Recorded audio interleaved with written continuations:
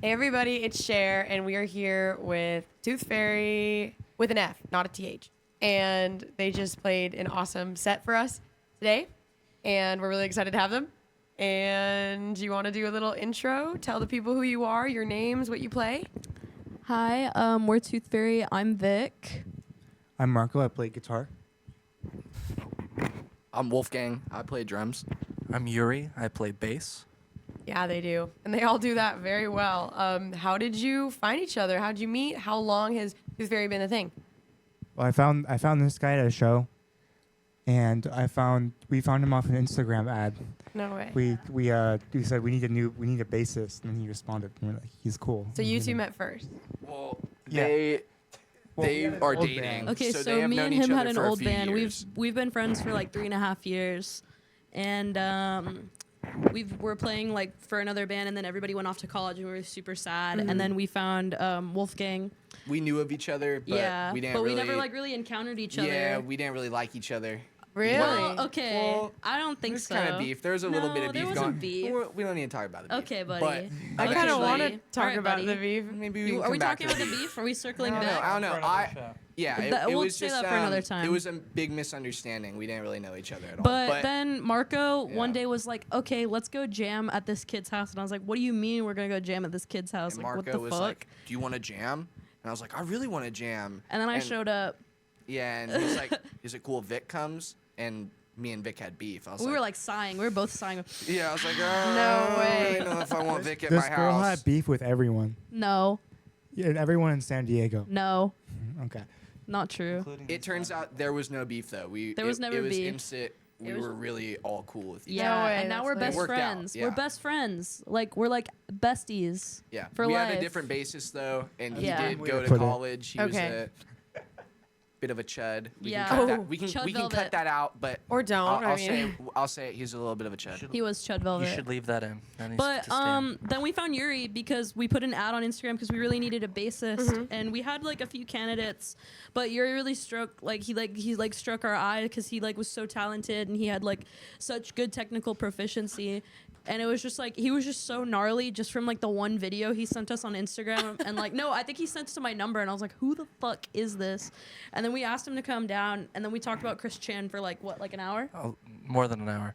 Like and you a guys week? thought I was a girl too. I thought it was. That was another yeah, thing. I thought Yuri was a girl, but it's okay. It's fine. But that's how Anybody we can do be it. anything. That's true. I could be anything I want to be, but You're a Yankees fan. yeah, and we suck. So what is it? We I reached Yankees do last night.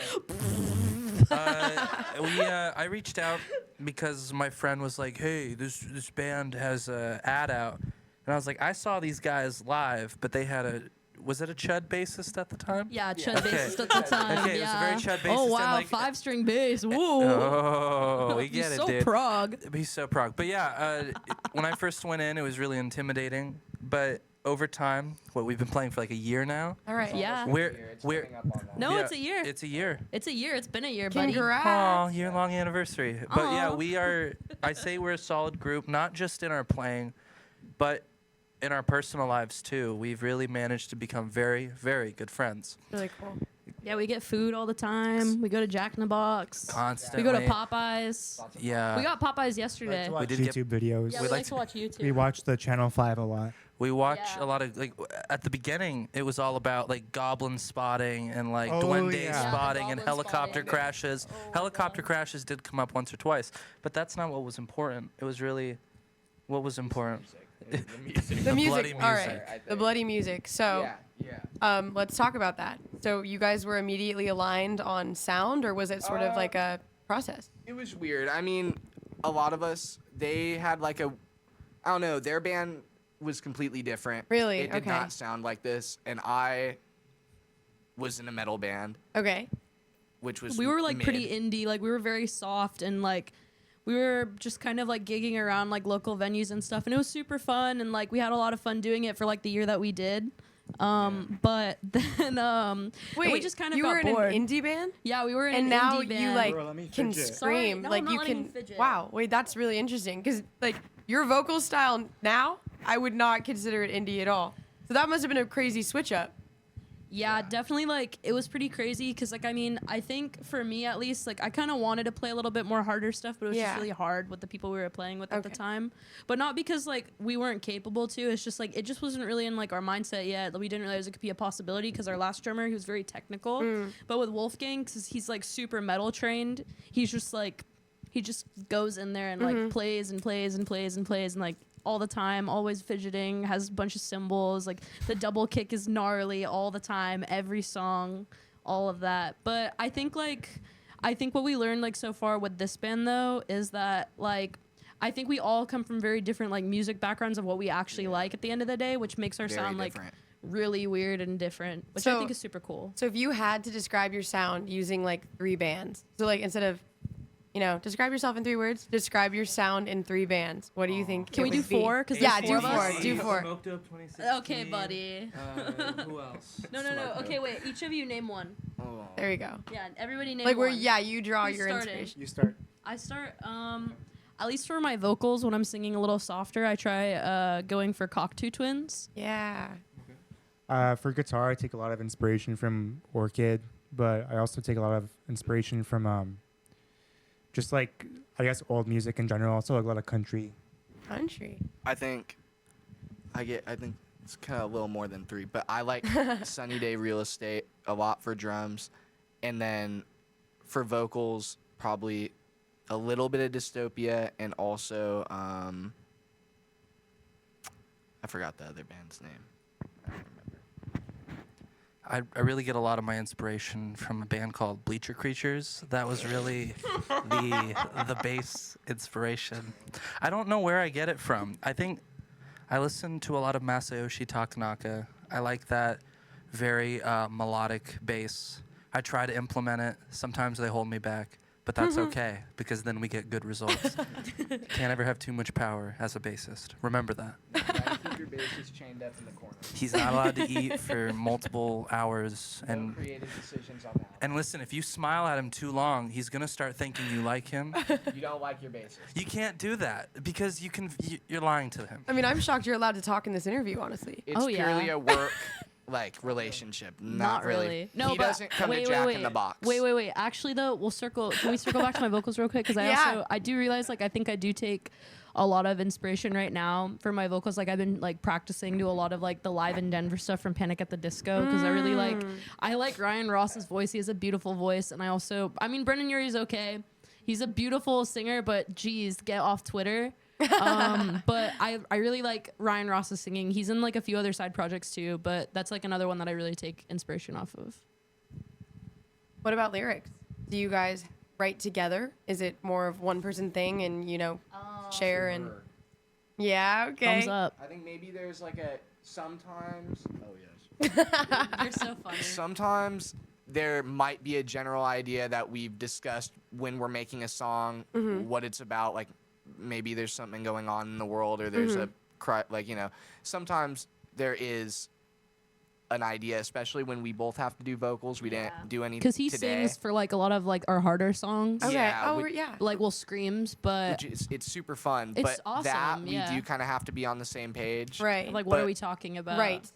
Yeah, but other than that, she takes the lead on most of the vocals. Okay. and I'm always she- writing like all the Yeah, time. I yeah. have like I think 482 things on my notes, and like at least 400 of them are like lyrics. Nice. So current events, but like what else exactly inspires you to write? So for our album coming up, because we just got out of the studio, I wrote these lyrics called "Ghost as I Weep," and it's actually about having a half sister and about how hard it is because we have such a big age gap Wow. that I never really get to see her, and I like feel like she doesn't feel included in my family. But I think like with them, they just kind of write something. I'm like, hey, write this kind of vibe. Like, this would be super cool if you wrote something like this. And like, they came up with something like very airy.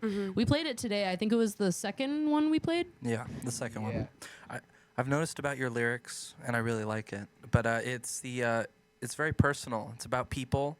It's about relationships, positive relationships, negative relationships, Yeah. in between relationships, and I really like that. It's on a human level, as cheesy as that is. Like, Blue Velvet's about him. Because, I mean, we've been dating for like 2 years. Oh my god. And I came up with that song, I think, as soon as like Like I came up with a little bit of like lyrics here and there because we just watched the David Lynch Blue Velvet movie, and I was like, dang, like low-key, thank you for showing me this. This is like kind of crazy.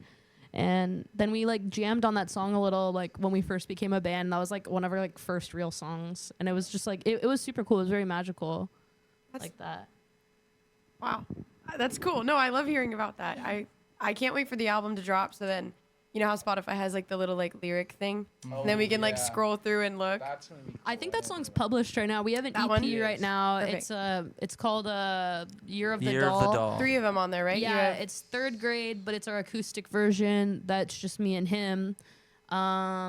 Then we have Blue Velvet and Lola on there, Yes, which we yes. recorded with our friend Eli. He did a really good job on those songs. Those songs took a really long time to push out because it was very interesting way to record. Our first day recording was like 9 hours. Yeah, Just it one was all song. done in my garage, and he mic'd it up for us. He was doing it on his computer, and it was a scary process, but it worked really well, and he did really well, and yeah, we are really happy with what he did. No, I listened to it this morning. It sounded really cool. But Yeah.